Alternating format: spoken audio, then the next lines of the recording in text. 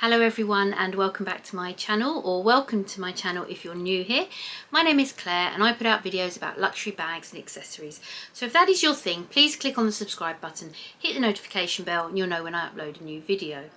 I'm going to talk on this video about no buy or low buy years and intentional luxury shopping.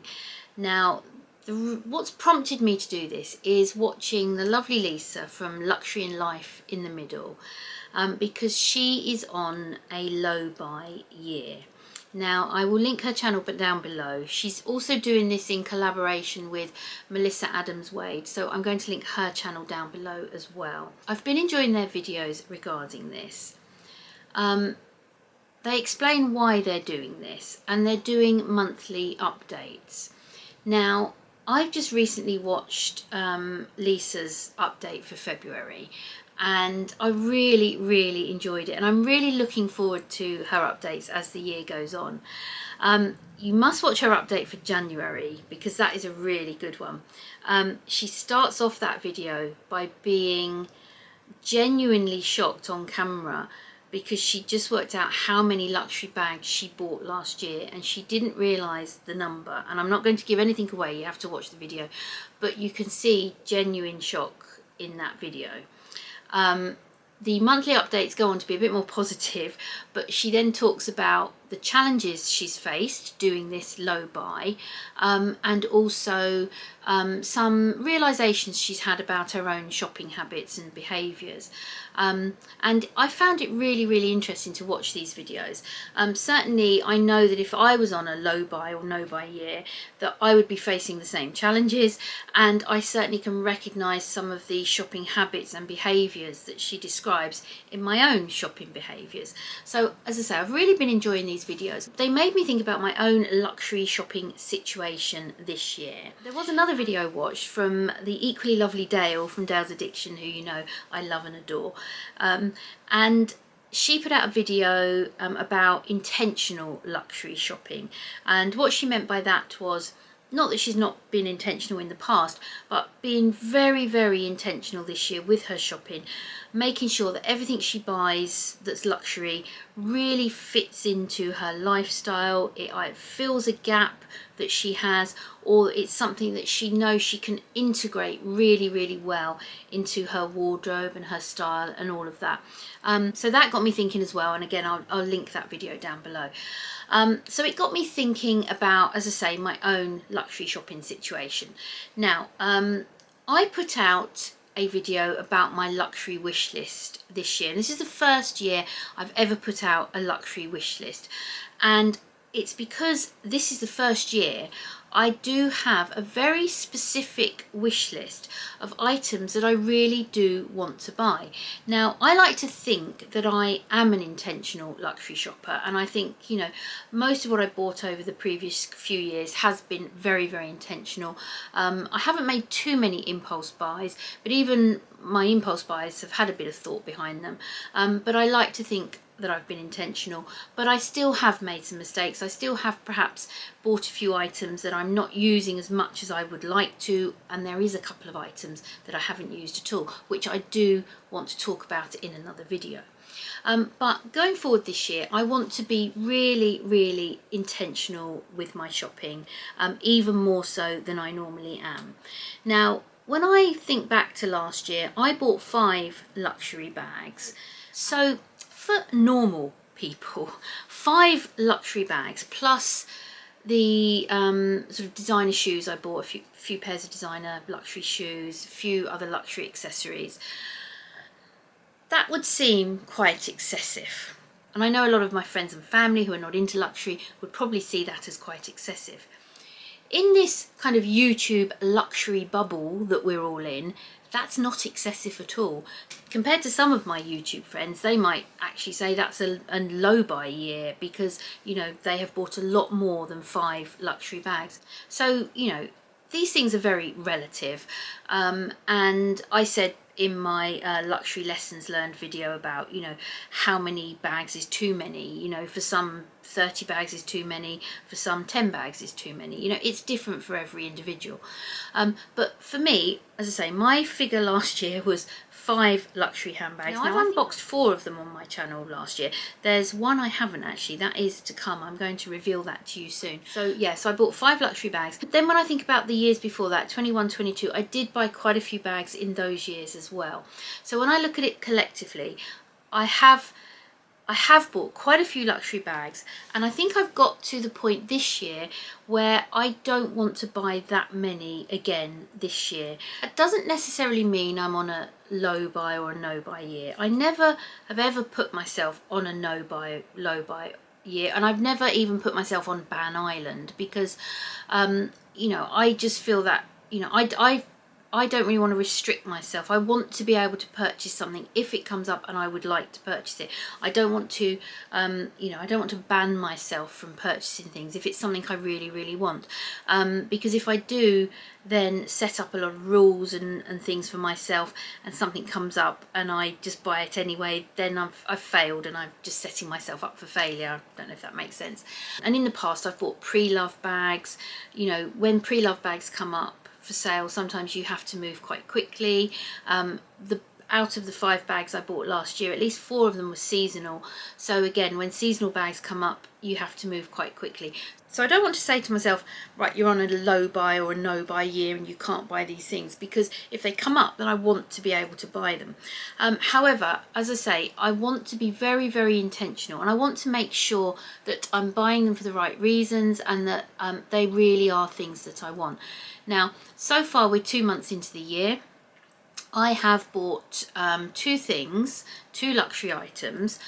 Both of them are from my wish list. Now, one of them I have unboxed on this channel, and I'll link that video down below. So that was my first wish list unboxing. The other item I bought, I haven't actually got it yet because I had to order it, and it's going to take a few months to arrive. So it is an item from my wish list, but I have purchased it, but it is on sort of back order. So I'm hoping it will arrive fairly soon. They are both quite low cost items in the luxury realm. You know, neither, you know, they're not inexpensive by any standard, but by luxury standards they are not really, really high ticket items. So I have been very careful what I've bought so far. Now you might say, okay, well, we're only 2 months in and you're congratulating yourself on only buying 2 luxury items. Well, yes, you know, yes. And again, as I say, for normal people, you know, even buying 2 luxury items in 2 months is quite excessive. But I think back to this time last year plus the year before, I had bought quite a few items, luxury items already come March. I bought quite a few things in January sales. So this year, to have got to month number 3 and have only bought from my wish list, I'm quite pleased about that, because it means that I've really thought about those purchases. They were on my wish list. I haven't been distracted by anything else. And there has been some items, there definitely has been some items in the last couple of months that I've looked at, that some of my friends here on YouTube have unboxed, and I've been fairly influenced to check them out and think, oh gosh, they look really nice. But I've actually decided, no, they're not for me. And what I have decided, to deviate from my wish list, it has to be an absolutely amazing super item, something that I really, really fall in love with, that I know will work for me. Now, I did have the opportunity a couple of weeks ago to purchase a Chanel bag, which I have actually wanted for quite a while, or I did want for a good few number of years. I had been coveting this bag. It's a mini reissue bag, a particular one, and I actually had the opportunity to buy it, and it wasn't a bad price either, but I really, really thought long and hard about it, and I did decide to pass on it because on my wish list is another wallet on chain in caviar in a different colour to obviously the black one I have already. And because this was a Chanel bag and it was the price it was, even though it was a good price for what it was still a lot of money, I thought if I buy that bag, I'm really going to have to, you know, say goodbye to the wallet on chain for quite a while. I'm not going to be able to get a wallet on chain as well. It's just too much money to buy that and then also to look at getting a wallet on chain. And I had to weigh it up, and I actually decided, as much as I loved that other bag, I really think the wallet on chain would fit my lifestyle and would be better for me, is a better buy for me. So yeah, it was difficult and it was a hard decision. I looked at it and I thought, well, I have a mini reissue already. So I do know there are some slight issues with the mini reissue with me. The crossbody chain is not quite as long as I would like. This mini reissue is a little bit more casual than the gold one that I've got, so I would want to wear it crossbody, so I knew that that would potentially be a little bit of an issue, and I just felt that in that respect it might not work as a casual bag. It might come into my life as an evening bag, but I'm thinking at the minute I am kind of set with evening bags. I do have the gold mini reissue, I do have my beautiful new sequin baguette, I have my black wallet on chain, and I just felt there wasn't really a place for it. Even though I loved it, I felt that actually I think the wallet on chain in a different colour will get more use and will suit me better. So that is an example of, as I say, really intentional shopping. I think possibly, you know, a year or so ago, if I'd have had the opportunity of that bag, I probably would have snapped it up. But over the last year, I've learned more what is working for me, what isn't, and I made that decision. So that's the type of thinking that I want to apply to all my luxury shopping this year. Now, I don't want to suck the fun out of it. I still, you know, might get swept up in the excitement of a new seasonal bag from Fendi or an potential impulse buy from somewhere else. I still want to have fun with luxury, but these bags, these items do cost such a lot of money that I do really want to go careful. So I'm not saying that I'm going to be on a low buy year. I'm not saying that that's what's going to happen this year. I just think that this year has the potential to be a low buy year because of my kind of attitude towards buying luxury at the moment. Now, the other thing is as well, you've just seen my videos where I was unboxing my Fendi haul. I've said I didn't buy a lot, obviously, in the first couple of months of the year. All those things I unboxed, they were bought in December. So I did spend a lot of money in December on all those items. And obviously the credit card bill came in January and I had to pay it. So, you know, it's another reason why I've had a bit of a lean sort of January, February. But yeah, I'm really happy with those items, thrilled to have them. But now going forward, I do need to, you know, recuperate some funds, and I do need to really give some serious thought to what I want to be purchasing this year. I have a trip coming up later in the year. And not only is that trip going to be costing quite a bit, obviously that I do want to do some shopping on that trip as well. So I want to make sure I have funds to, you know, buy things maybe on that trip that I want. Yeah, so, you know, ultimately I want to be really, really mindful this year of what I'm buying. I want to make sure that it's all luxury items that will work for me. And, you know, I don't want to be sitting here in a year's time regretting items or saying I haven't used something that I bought. And I want to, you know, enjoy what I already have. I'm not saying it will be a low buy year, but I'm saying this year has the potential to be a low buy year. You know, don't hold me to it. It might all change. I don't know what's coming up. I don't know what seasonal pieces might come up. I don't know what's coming up later in the year.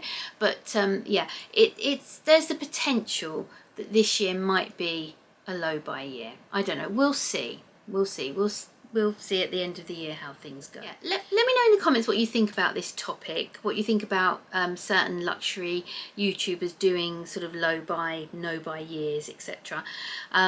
You know, I think it's really good to take stock of your shopping habits every now and again, especially, you know, in today's economic climate. But yeah, let me know what you think. If you've enjoyed the video, please give it a thumbs up. Please subscribe if you haven't, so that you can see upcoming wishlist unboxings as I do hopefully buy things off of my wish list.